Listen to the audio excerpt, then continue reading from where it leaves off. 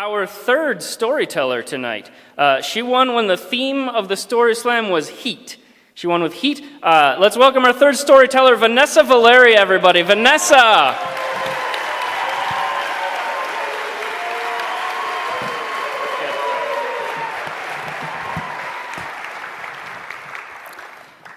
When I was a young girl in the Dominican Republic, my aunt left the country and moved to the United States. And when she became an American citizen, the first thing she did, she put on a petition for my mom's green card.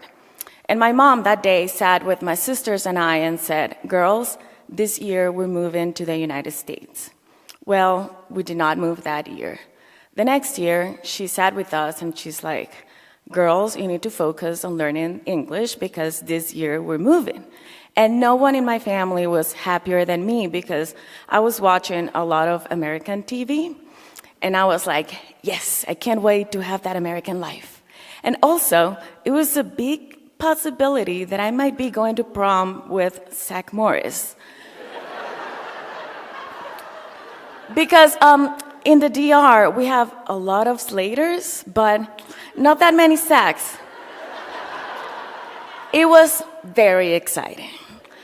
Sadly, we did not move that year. The following year, I helped my mom sell all of our living room furniture because we were so sure that that year we were moving. Well, we ended up watching TV the whole year on the floor because we did not move that year.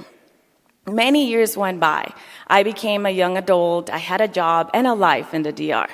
And one day my mom calls me and says, "Guess what? We got the letter. We have our appointment at the United States Consul for our green card." And I'm like, oh my God, this is completely unbelievable. I have been waiting for this day for 18 years. I cannot believe this is happening. I don't even know what we're going to do. It's been so long that we really don't know. So we go see an immigration lawyer, and she tells us that my sister Claire and I are already over 21, therefore not included in the package. Yeah, I was crushed too. And I cried a little bit, but then I was like, you know what? No. I've been waiting for this day way too long. No one and nothing is gonna get in between America and Vanessa. So we go to this interview. And while we're waiting on this little waiting room that they have in the consulate, I am sweating like a roasted pig. And not only because it is July in the Dominican Republic, but because I am really, really nervous. I'm thinking maybe this consul guy is gonna be some grumpy old man that is gonna ask me a bunch of American history questions that I don't know anything. And he knows I'm not supposed to be here. So he's gonna probably not only not give me the green card, but also maybe probably revoke my tourist visa. I'm like dying. I'm really, really nervous and scared. So when they called our names, we're walking there, I'm still sweating. And when we open this door and I see the consul, I'm like, wow, not like I expected. He's in his early 30s. He's like tall, sleek, black, beautiful hair. And even under that gray Armani suit, I can see that he works out. And he looks so fine. So I tell my mom and my sisters, don't worry, I got this. I'm on a mission here.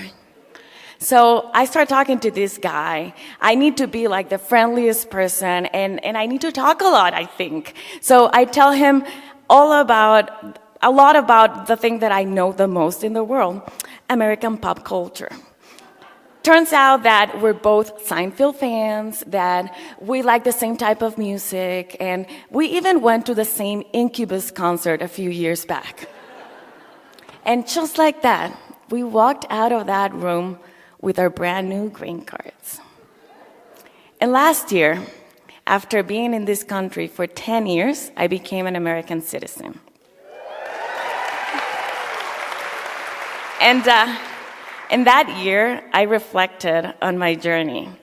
I was thinking of how long it took me to physically get here. How when I got to this country, I didn't have anything, I didn't know anyone, I didn't even have a job.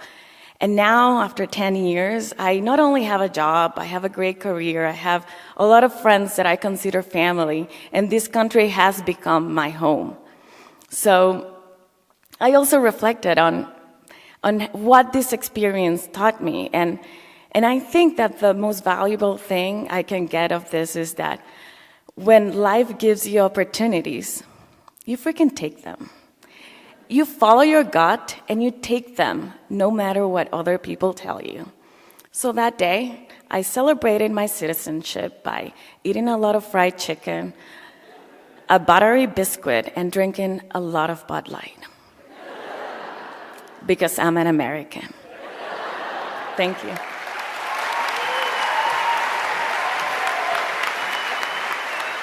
Vanessa Valerio, everybody, let her hear it.